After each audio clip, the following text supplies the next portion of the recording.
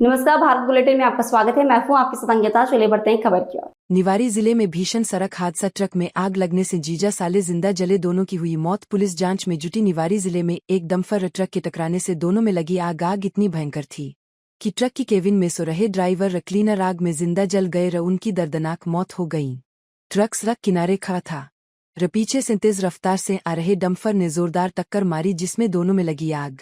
बड़ी मशक्कत के बाद 3 दमकलों ने आग पर पाया काबू। मरने वाले राजा अहिरवार र उसके साले की हुई मौत। टक्कर इतनी जोरदार थी कि दोनों मृतकों के शव ट्रक में चस गए थे, जिन्हें बड़ी मुश्किल से निकाला गया था। यह घटना बड़े तालाब के पास घटित हुई।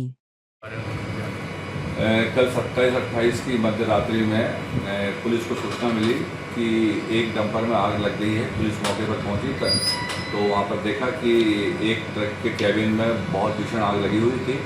सूचना प्राप्त होते ही तत्काल फायर ब्रिगेड को बुलाया गया। फायर बुला के देखा गया वहाँ पर, तो वहाँ पर उसको जब आग के करीब 4 फायर ब्रिगेड के द्वारा उस पर काबू पाया गया।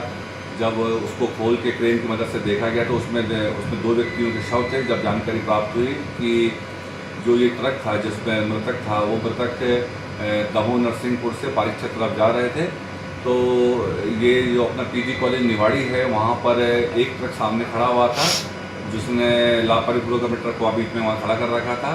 तो जो मृतक का ड्राइवर था, जो उसका ट्रक था, उसने उसकी गाड़ी पीछे से जाके सामने वाले ट्रक में घुस गई और तत्काल उसमें आग लग गई। दोनों ही मौके पर जलकर उनकी मृत्यु हो गई थी और उनके दोनों के शव को निकालकर पीएम के लिए अस्पताल में भेज दिया गया है और उनके जो मृतक के परिजन हैं उनको सूचना दे दी गई है। वो भी जल्द ही यहाँ पर पहुँच रहे हैं। और कोई कारण इसका क्या? इसमें लापरवाही अभी प्रथम दृष्टया नज़र आ रही है कि जो ट्रक ड्राइवर था, जो जिसने आगे में ट्रक खड़ा किया था, उसे वो ट्रक वहाँ पर नहीं खड़ा करना चाहिए था। साइड में खड़ा था या बीच में खड़ा था? वो रोड पे एक ट्रक खड़ा हुआ था।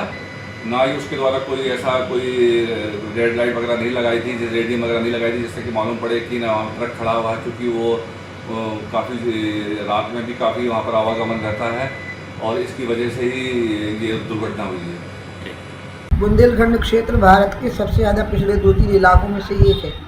यहाँ के गरीब लोगों की आवाज़ पूरी देश और दुनिया को पता लगे, इसके लिए जो भारत बुलेटिन की शुरुआत हुई है, इसमें मैं चाहूँगी कि शायद ये करेंगे भी कि मुख्यतः यहीं पर अपने आप को केंद्रित करें और सबका ध्यान आकर्षित करें यहाँ की गरीबी, भूखमरी और बेरोजगारी की तरफ। इसके लिए भारत बुलेटिन का जो गठन हुआ है, इन लोगों ने जो बनाया है, इसका मैं बहुत बहुत शुभकामनाएँ और आशीर्वाद देती हूँ कि खूब आगे बढ़े और ये सबकी खबर को पहुँचाए शासन और प्रशासन।